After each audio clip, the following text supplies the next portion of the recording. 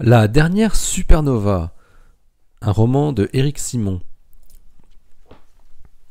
Octobre 2025. Elle était moins brillante qu'à la fin de l'hiver. On la voyait apparaître de plus en plus tard, presque à la nuit tombée maintenant. L'éclat n'avait rien à voir avec ce qu'on pouvait voir il y a un an. Craig était songeur. Il regardait la supernova en repensant à tout ce qu'il avait appris sur les effets que pouvaient avoir les rayonnements cosmiques. Heureusement que cette supernova n'avait aucun impact, c'était déjà assez important comme ça. Galactix avait décidé que la première mission serait lancée en juillet 2029. La date ne correspondait même pas avec le plus grand rapprochement de Mars. Et en plus, c'était en plein dans un minimum d'activité magnétique du Soleil, ce qui voulait dire moins de vent solaire, mais paradoxalement, une plus grande activité de rayons cosmiques galactiques.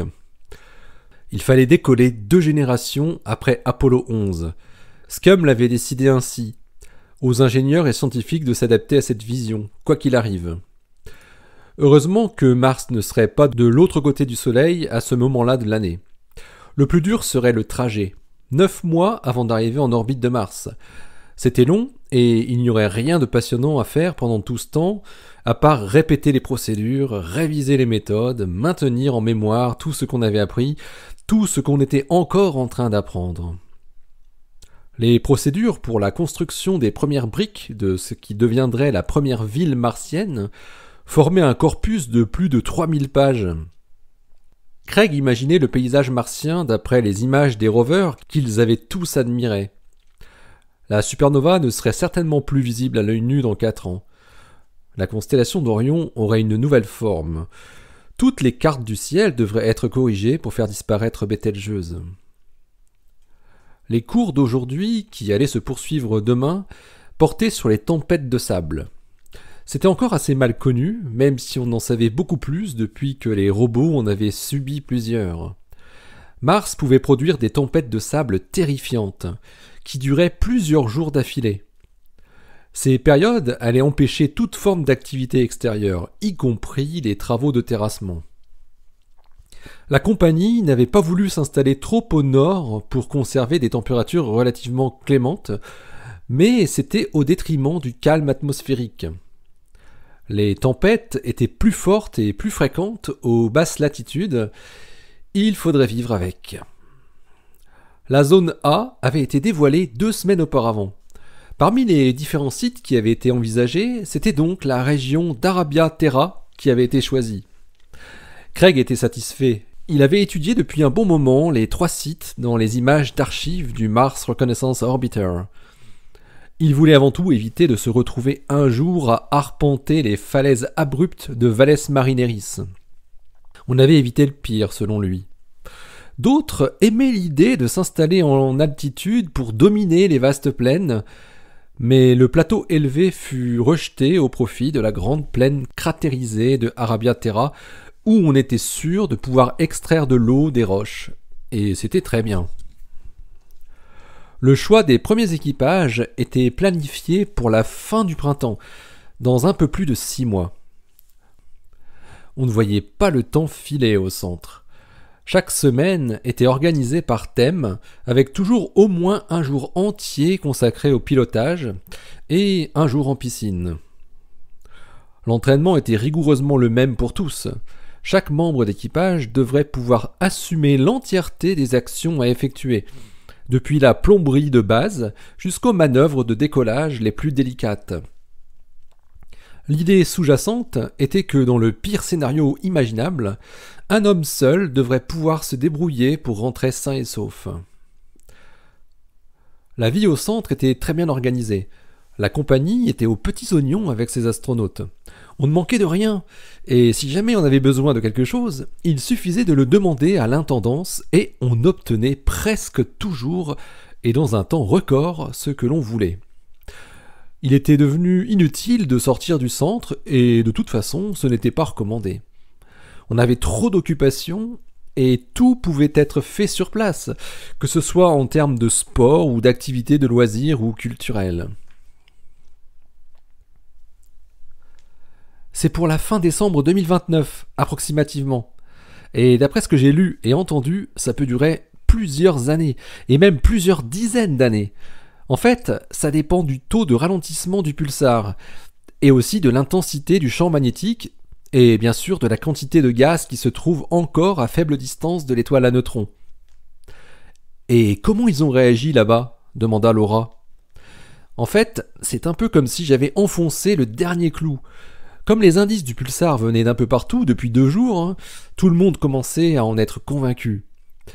Avec notre analyse et le fait que Lindart lui-même ait participé au nouveau calcul de la masse du cœur, avec Ginola, l'hypothèse trou noir est maintenant devenue très minoritaire. Le pauvre Lindart, il a dû manger son chapeau. Son modèle fonctionnait bien pourtant, ouais. Oui, mais c'est son hypothèse de départ qui était fausse. La luminosité. Il ne pouvait pas imaginer que la distance était aussi fausse. Et pour le vent de pulsar, tu as eu des questions ? Surtout sur la méthode utilisée pour l'analyse temporelle de la décroissance du flux de neutrinos. Après, les questions plus techniques sur la production du vent de pulsar, j'ai renvoyé ça aux spécialistes. Est-ce qu'il a été question de la quantité de plasma qui est en mouvement ? Je me demandais comment on pouvait quantifier ça à partir du flux de neutrinos.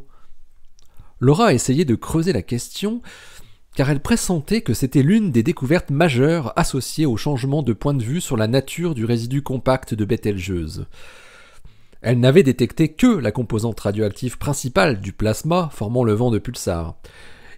Il y avait de nombreuses autres particules chargées, à commencer par des protons, des électrons, et sans doute pas mal de positrons. Les antiparticules des électrons qui étaient produites lors d'interactions de photons gamma avec le milieu environnant.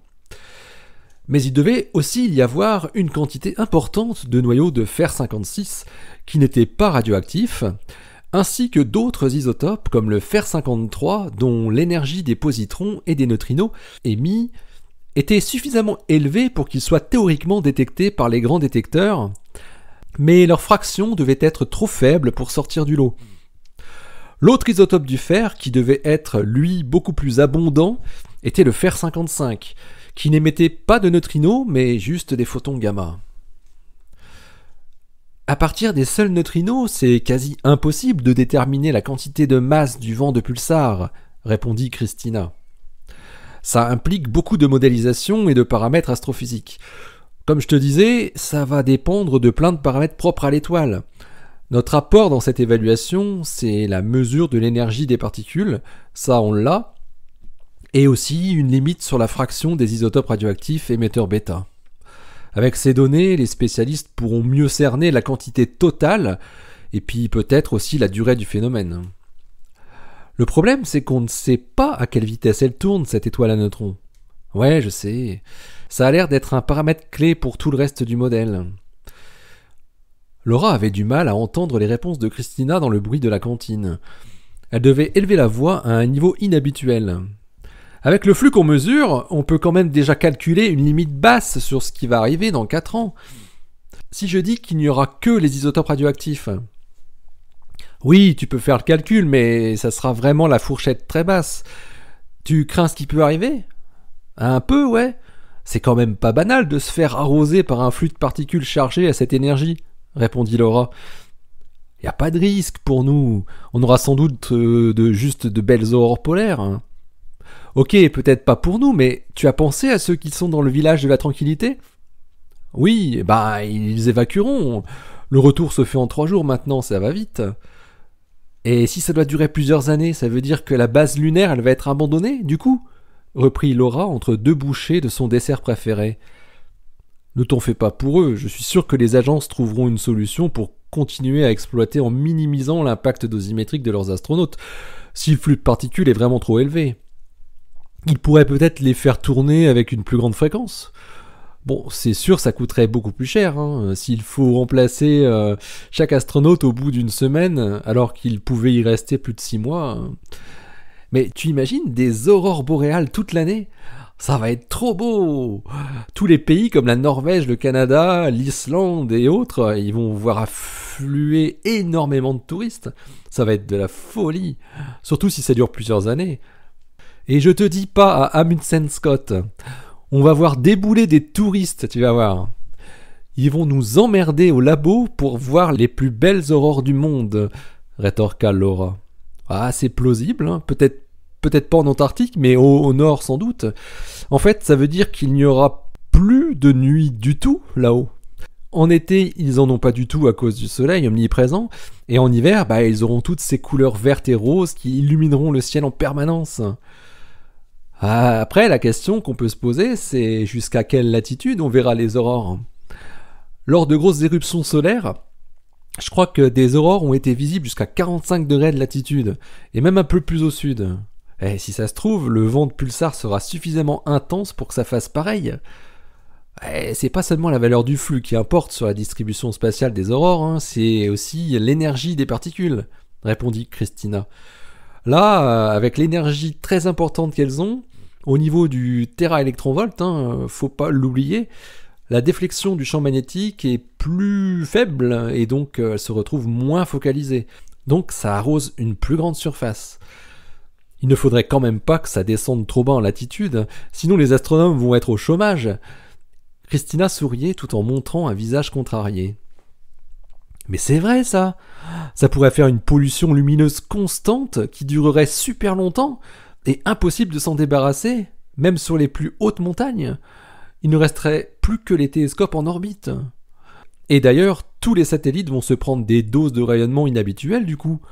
J'espère qu'ils ont été conçus pour résister à des flux assez intenses.